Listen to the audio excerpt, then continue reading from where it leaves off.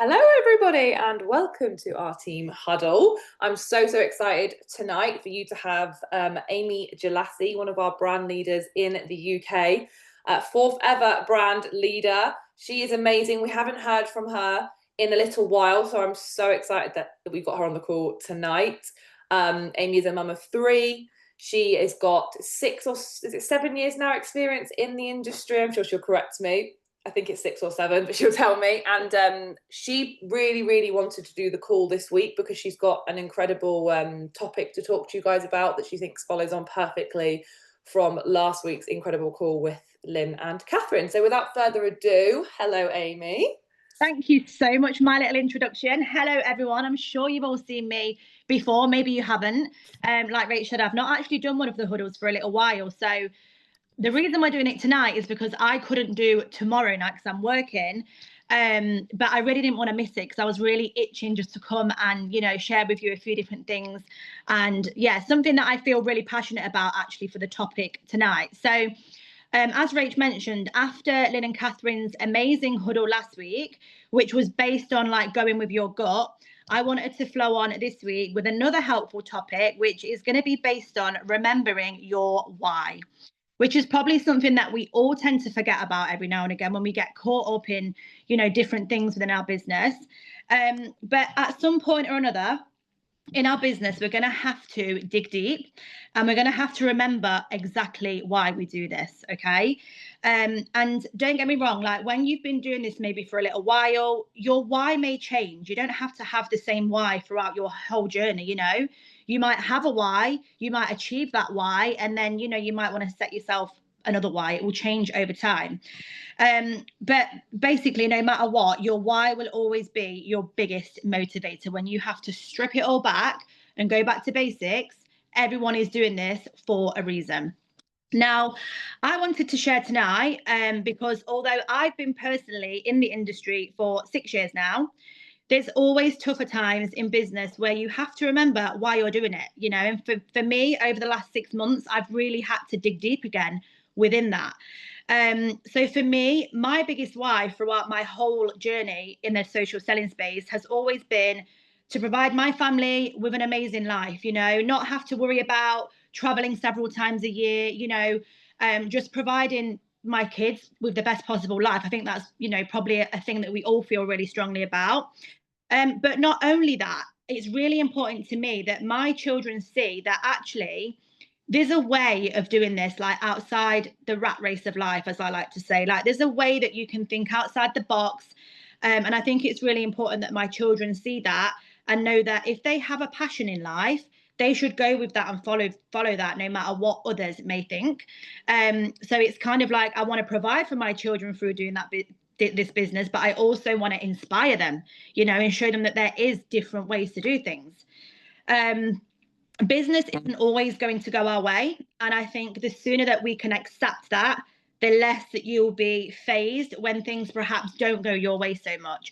And we are all going to have them times, no matter how experienced you are, no matter how long you've been doing it, no matter how big of a business or how small of a business, we're always going to have times where, business isn't always it's up, it's down, it's in the middle. That is the constant flow of it. And I think it's a good thing for you to hear that. Because sometimes we can get in comparison mode and think, oh my God, Lisa never has any issues with business. She's always, top of the charts and doing this and doing that, or Vicky always seems really happy. And what am I doing wrong? Because sometimes we sit with it within ourselves and we don't want to be vulnerable and, say that things aren't going too good. So, that's really important. A big thing of why I wanted to share that tonight. And I always go back to, when I go back to my why, is if I didn't have my online business, what else would I actually do to bridge the gap? Okay, because I am a hairdresser and I've been self-employed in my hairdressing career now for, again, the last 6 to 7 years. Now, I actually stumbled across this industry whilst I was setting up self-employed as a hairstylist. So it's crazy how things come to you at times when you don't expect them, but actually I so needed it because at that point I was literally running myself into the ground, doing hair after school, doing hair on a weekend. I had my little 8-month-old at the time sat in this high chair. It was chaotic. Like I used to run around like a headless chicken, but I had to. You know, the money has to come in, doesn't it? So for me, I just think if I didn't have my online business, I would have to be a full-time stylist that was away from my kids on a weekend, you know, working evenings. And not that that's a bad thing, because some people want that life. But for me, I've got 3 children now. Like, I've had children to be present as much as I can be, you know, and for them not to obviously go without at the same time. So it's really hard sometimes to weigh all that up and manage it, especially when you've got things like childcare fees and, you know, after school club, and it is very, very hard to fit it all in. So for me, it's always been important that I can have a job where I can still do every pickup, I can still be at every performance, you know, I can be that mum that doesn't have to miss out on all of that, because that is super important to me. And so if I didn't do this, I would have to get a second or third job doing something out of school hours again, which would maybe be cleaning on an evening, or, you know, working late night in a garage, or whatever it would be. And again, there's no shame in that if that's something that you do and that's something that, you know, has to work for you. We all have to do what we have to do. But for me, I'm so passionate about the industry, because how amazing that we can have something like this at our fingertips and we can make it work for us financially as well, which gives us so much more of a choice. So, you know, you really have to choose your hard. And I choose my hard. We're going through the seasons of online business. Yes, it's not all going to be super successful all the time, and you're not always going to be making amazing money all of the time, but I choose my hard. I'd rather go through the rigmarole than not, you know, than do something else. So I want to just give a little exercise now. If you feel brave enough, I would love you to share your why in the comments, but not just your why. Like, I want you to go deeper with it. Okay. So sit and think about your why. But okay, for some people, it might be, well, my why is because I need extra money. Okay, but why do you need extra money? Is it because you really need to pay that car payment monthly from this? You know, is it because you want to fund your child's football club or whatever they do? You know, is it because, you know, you want to fund a holiday every year? What is it? Like, what is your why? Is it because you don't really have a community where you live, you're quite lonely, and the community side of it is really important for you, that you actually feel connected with people and feel like you're part of something? Like, get deep, and what is your why? I'm just going to have a little look at the comments. Soul mum and the only provider, Maria, I admire you. So keep them coming as I keep talking. And don't be afraid to be vulnerable. Okay, this is what I'm going to say to you, because what I'm going to say next is a little exercise for you to do outside of this call as well. Let's have a look. Rebecca, to provide more for my kids, holidays, trips. Yes, yes, Rebecca, I know all about it. But no, again, you know, everyone's going to have different reasons as to why they do it. And I think, yeah, every now and again, you really just have to sit back and be like, yeah, you know, and actually how much power you get behind yourself when you go back to your why. Like, oh my God, you know, if I just get out my comfort zone and get a few sales in this weekend, like, that bit of commission will help towards that next month, or this, that, you know, what difference it will then make for you next month on payday. Let's have a look at some more comments. Show my family that I can do this and pay for us to go on holiday. Love that, Michelle. This is it as well. Like, you want the satisfaction of people like believing in what you're doing. Like, people might see us online and they might think, oh my God, she's still talking about that moisturizer, or she's still taking that collagen, but they don't understand, you know. But it's nice to be able to succeed and show them that actually, yeah, this is what I'm doing, and, you know, this is why I love what I do. To be able to say yes more when my daughter wants to do more things. Absolutely love that. Priority to have time with my kids. Yes. Yeah, absolutely love that. Amazing. Thank you so much for sharing. Keep them coming, because I will keep looking at them. But what I'm going to give you an exercise to do as well outside of the call, so whether you choose to do this evening or whether you choose to do this tomorrow morning, is get a post done on your why and get vulnerable. Let your audience understand there's such a bigger meaning to this from just flaunting the moisturizer online, you know, because people can relate to that. And when people can relate to it, they'll think, oh my God, that'd be why I wanted to do something like that as well. So actually, oh my God, maybe I can do this. You know, you're going to inspire so much when you get a bit vulnerable with why you're doing this, because people just might not get it. People might just think that, you know, you love. And I mean, we all love showing up online. Come on, that's why we do this. But there's always that deeper meaning. So your why will always inspire others more than you think. It will keep you guided and motivated. And when we strip it all back to basics, everything narrows down to our why. So tap into it and see how your drive can change by doing so. Let me check comments. See the world and travel. Yes, that's one of my big ones, Vicky, because I just love traveling. Amazing. Prove to my grandkids that you're never too old to start something new. I love that, Kim. That is absolutely beautiful. I love that. Really love that.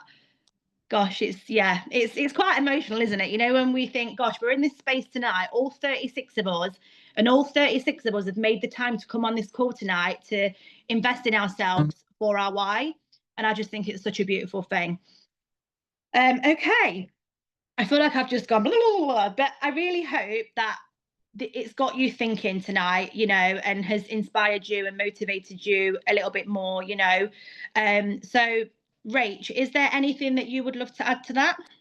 Oh my gosh, I absolutely love that. And it's so true. It just brings it all back down, doesn't it? So thank you so much, Amy, for sharing that, and for everyone in the comments as well. Like, you know, like she said, it's a vulnerable thing to share your why. And I was putting some comments in there at the time, and one of the things I said was that I feel like our emotion is the fuel of our mind. So you can have a checklist of like black and white what we should be doing, but unless you have some emotional fuel behind it, you know, what makes you get up and do that every day, and always remembering what your why is. Hence, obviously, Amy's topic today, and it is so important. I feel like I haven't really shared a lot of my like inner story and my why. And I think that'll probably come on a call another time. Some people know my whole story of my why, but it is the fuel behind why I do everything that I do. And if I hadn't been through what I've been through in my life, maybe I wouldn't be where I am now, because I didn't have as strong of a why. So I love everybody's oh, Rachel, you look stunning, glowing. Amy said to me, like, why have you got so much makeup on? I'm like, I just went out for my son's birthday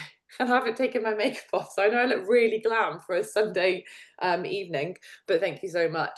So yeah, I just wanted to basically say I love that, Amy. Thank you so much for sharing that with us. It is so important. And if you ever do feel a little bit lost, or you need to find your way, or you're going to be rebuilding, and the things that Amy said at the start, you know, really think like, why did I join this business? Like, what do I want to, oh, thank you, Lisa. What do I want to like prove to myself? Like, what is the reasons why I'm doing this? And once you get to your why, dig deeper. And it sounds a little bit, in my old company, we used to say this a lot of like, if your why needs to make you cry. And obviously we're not encouraging people to be upset, but emotion is just like our most inner, most powerful thing that makes us do things. If we're really, really upset about something, if we're really, really excited about something, it can control your actions and everything throughout your day. We all know how we start our day is how our day is going to go, because our emotions keep fueling us. So just keep revisiting back to yourself to think, why am I doing this? Like, what is it? What does this mean to me? Blah, blah, blah. And you'll just keep producing like magic within your business. So